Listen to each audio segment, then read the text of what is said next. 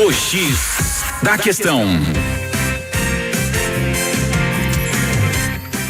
6h36. Ótima noite para você. Muito obrigado pelo carinho e companhia. Nós seguimos juntos em 104.9 e também na internet.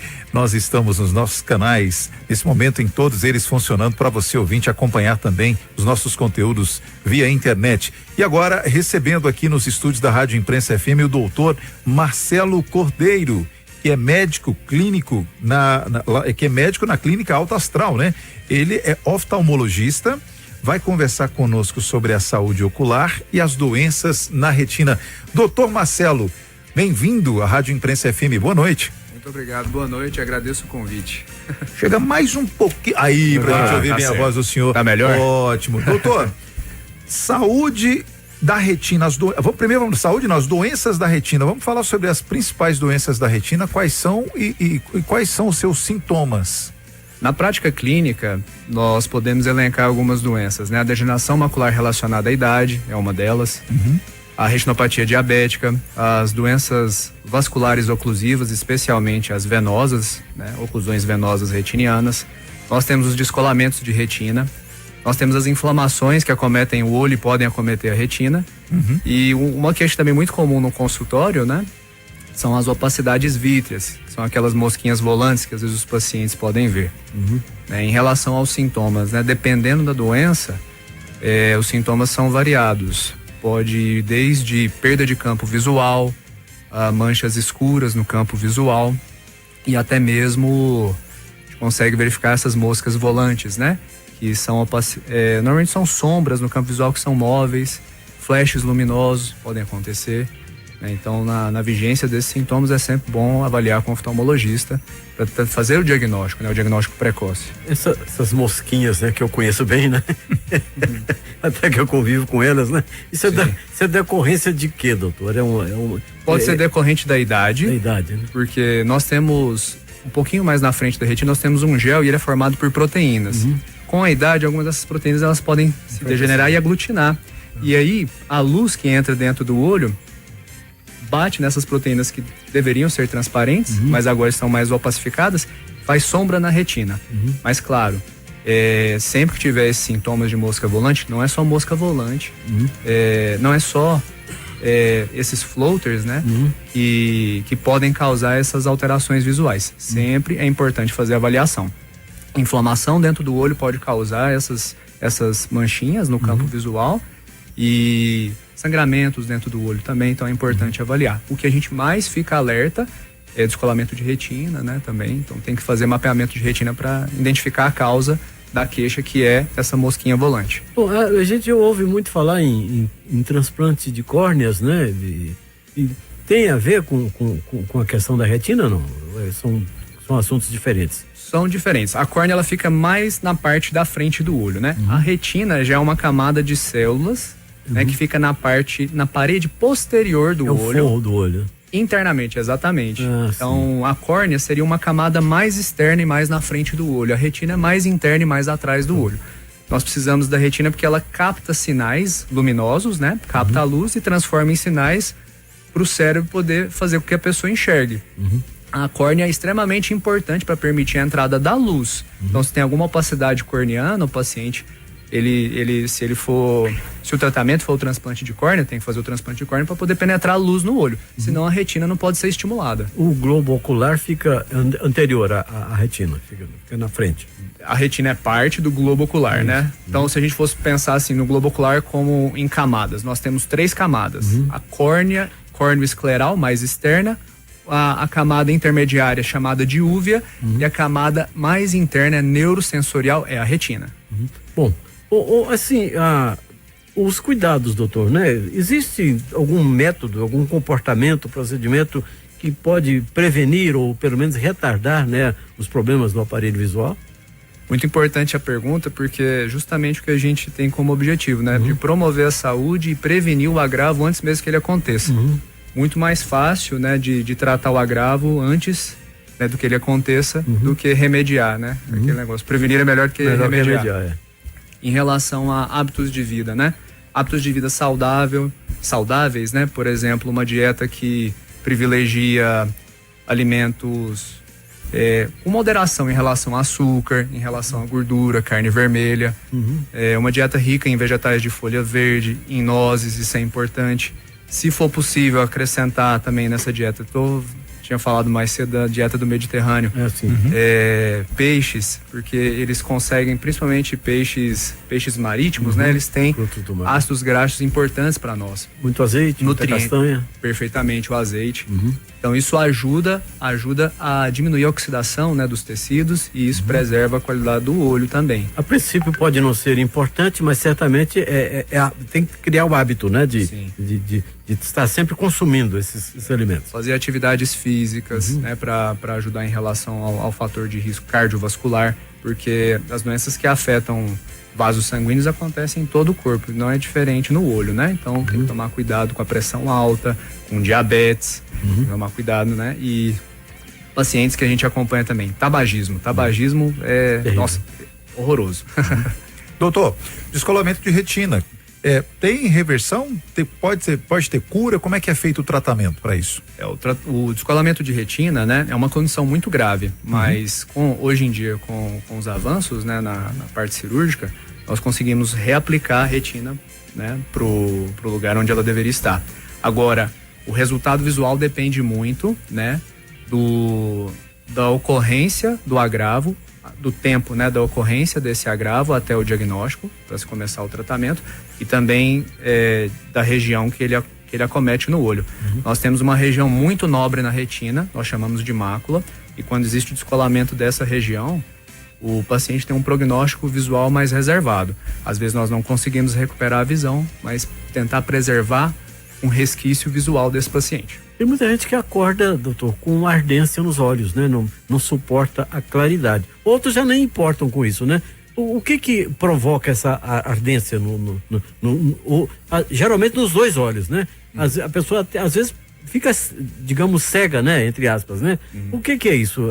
É um problema genético? O que é? Normalmente é relacionado à superfície ocular, essa ardência. É importante verificar com os especialistas de superfície ocular, são os corneólogos, né? Sintomas de olho seco, alergia ocular também pode dar ardência, se bem que o mais importante da alergia é a coceira no olho, mas pode dar ardência. Muito comum ser o olho seco, a ardência ocular. E realmente atrapalha, né? Incomoda o paciente. Né? E nós temos graus, né? Tem pacientes que são mais graves que outros. Lacrimeja muito, né? De maneira paradoxal, né? Estimula a produção de lágrima para poder lubrificar o olho. E a pessoa que coça muito o olho, doutor?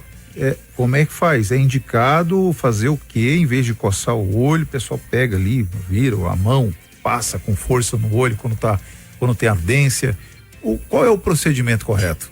Não manipular o olho dessa maneira, porque o que a gente pensa que está fazendo assim de leve, não é para o olho leve. Então, inclusive, dependendo da força que é feita, tem pacientes que podem ter um descolamento de retina. Então, tem que tomar muito cuidado com isso. Então, tô tendo um problema de coceira no olho, eu tenho que identificar a causa para tratar. A primeira orientação que eu daria para o paciente é lubrificar o olho, porque olho seco pode dar coceira no olho. Não está melhorando com a lubrificação, eu procuro um oftalmologista de urgência, porque tem outras condições como conjuntivites infecciosas que também podem causar isso. E conjuntivite alérgica também pode causar esse sintoma, né, de ardência, de coceira. Então, assim, é importante investigar a causa para poder tratar de maneira correta.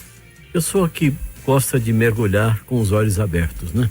Ele está correndo algum risco, né? Essa pessoa, como é que é? Porque às vezes entra numa piscina, tá cheia de gente, né? Com bactéria, alguma coisa assim e tal. Isso pode causar algum problema pro olho? Pode sim. Se o paciente ele tá abrindo o olho num ambiente que nós não sabemos a respeito de contaminação, né? Então, tem pacientes que têm conjuntivite, frequentam piscinas, pode passar para as outras pessoas que estão nadando, né?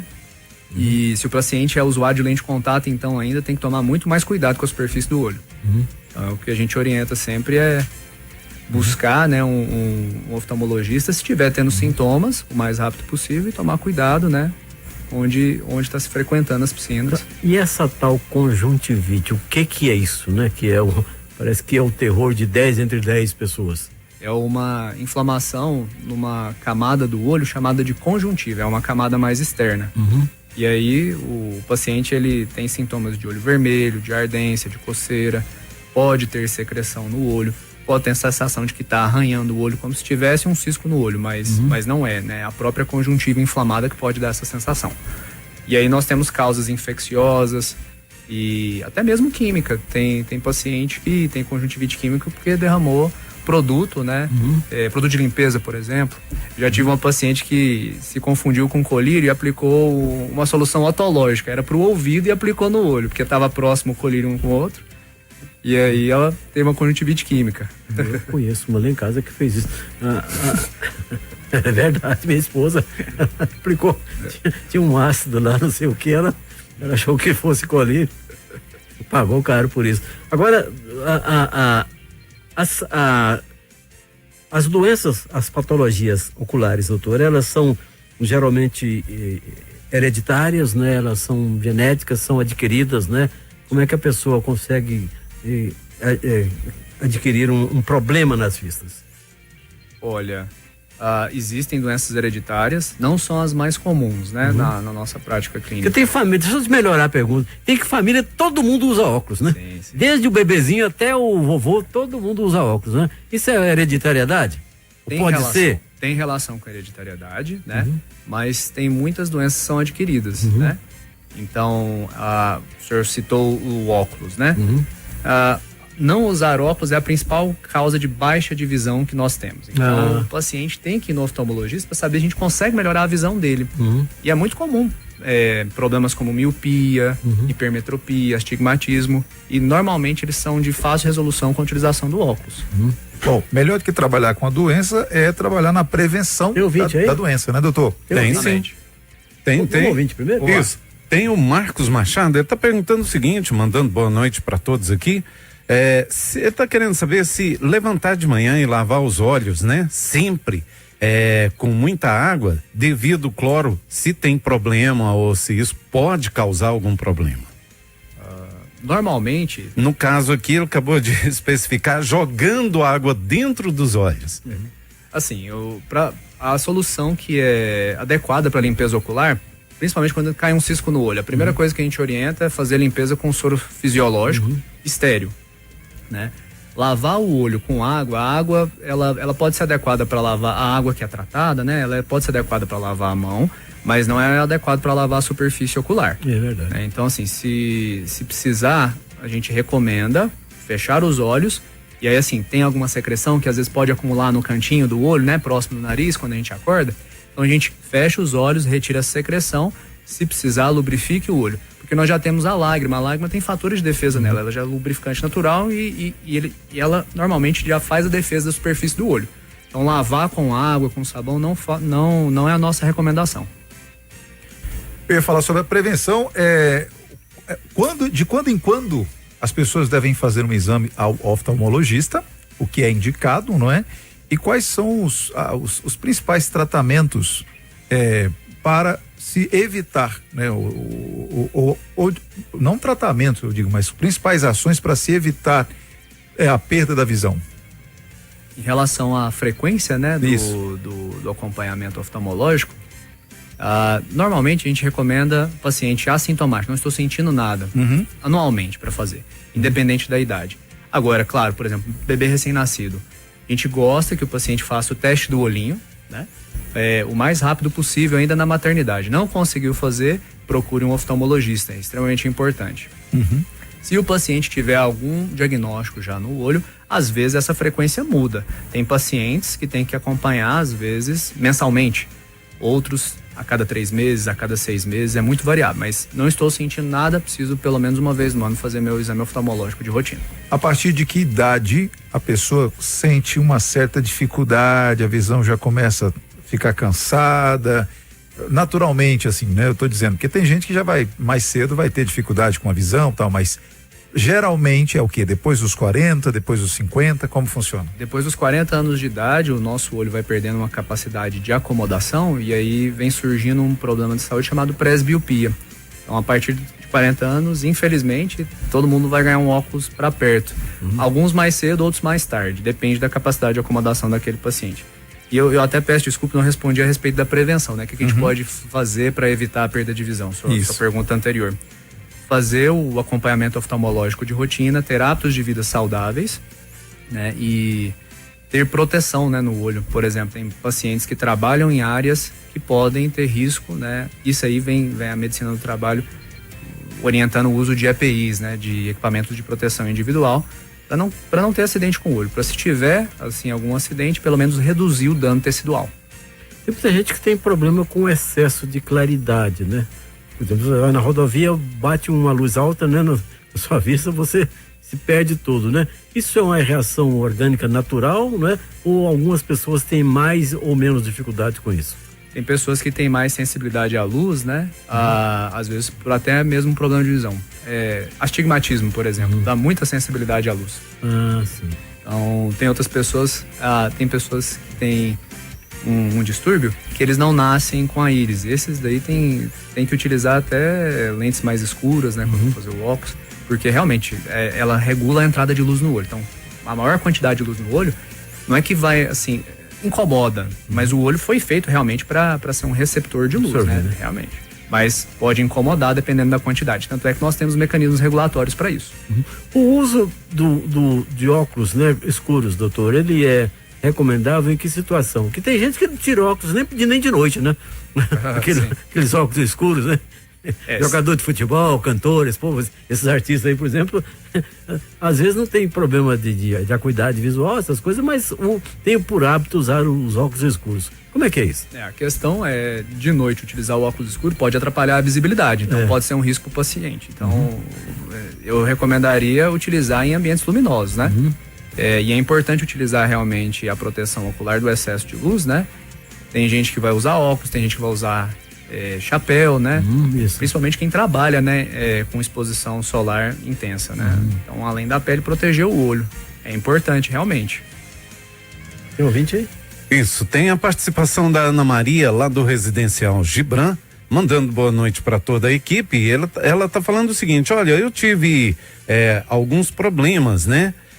Eu tenho essas moscas volantes nos meus olhos. Há alguns anos eu tive vasos de sangue e depois pressão alta nos olhos. Agora eles estão, elas são muitas, né?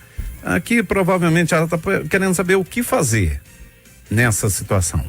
Certo. Eu recomendaria, se ela já tem um diagnóstico de pressão intraocular elevada, né, a pressão alta nos olhos, buscar um glaucomatólogo. Isso inclusive já é da área da doutora Ana Carolina, da Clínica Alto Astral. É importante porque não necessariamente a pressão alta nos olhos está relacionada a glaucoma. O glaucoma é uma doença no nervo óptico e ele é extremamente importante para levar as informações que a retina transforma ao receber a luz para o cérebro. Então, se tiver problema no nervo óptico, a pessoa realmente ela pode ficar cega. E a pressão alta é um fator de risco. Então, uma pressão intraocular elevada, sem controle, pode levar ao glaucoma a longo prazo. É extremamente importante. Agora, em relação às outras manifestações, essas moscas volantes, precisa fazer um mapeamento de retina, porque pode ser alguma lesão na retina ou pode ser alguma inflamação nos olhos. As alterações vasculares também, então é importante fazer uma avaliação com um retinólogo. Às vezes, doutor... tem ouvinte aí? Tem sim. Tem o Marcelo Santos participando, mandando boa noite. Eu gostaria de saber se a rinoplastia diabética pode ser revertida com algum tratamento específico ou somente estabilizada. Provavelmente ele deve ter falado de retinopatia diabética. Isso. A retinopatia diabética, o nosso intuito, né, é examinar o paciente para verificar sinais de que está iniciando-se essa complicação do diabetes ou sinais de progressão de que já tem diagnóstico. Ela consegue sim ser prevenida, graças a Deus, mas nós precisamos de fazer um controle glicêmico rigoroso, então nós precisamos dos endocrinologistas. Normalmente diabetes ela não costuma vir sozinha, ela vem com outras doenças associadas, como hipertensão arterial, distúrbios do colesterol, e nós precisamos então do cardiologista também para nos ajudar. Então, controlando as doenças de base, a gente consegue ajudar nas doenças oculares. Dependendo do grau que tiver a retinopatia diabética, nós conseguimos preservar e até mesmo reverter perdas visuais. Então, retinopatia diabética, o paciente tem que fazer o rastreamento, né? O paciente tem diabetes, o paciente está sentindo nada, tem que fazer a avaliação, mapeamento de retina todo ano. Tem pessoas, doutor, que em determinadas situações elas apresentam os olhos vermelhos, avermelhados, parece que banhou de sangue, não é? Ou uma noite mal dormida, ou uma emoção, ou um choro, alguma coisa, né? Isso que manifestação é essa, né, no tecido ocular? Essa manifestação, creio que o senhor está falando da hemorragia subconjuntival. É quando rompe um vasinho, debaixo daquela membrana que nós tínhamos falado inicialmente, a conjuntiva, né? E aí, como é uma membrana transparente, a gente consegue ver o sangue vivo lá, assusta, né? Isso, exatamente. E é bom buscar o oftalmologista, porque coceira no olho pode causar essa hemorragia subconjuntival. Um rompimento do vasinho, alguma coisa microtrauma, assim. Exatamente. A hipertensão arterial descontrolada pode fazer romper o vaso. Então, assim, nós temos que identificar a causa. Pode acontecer de maneira idiopática, quando nós não encontramos uma causa, nós atribuímos por uma fragilidade vascular daquele paciente. Mas, tendo esse quadro, é importante fazer a avaliação oftalmológica para buscar o que aconteceu. Será que ele teve um pico de pressão e precisa ser avaliado por um cardiologista? É uma das grandes perguntas que a gente se faz quando a gente está examinando esse paciente.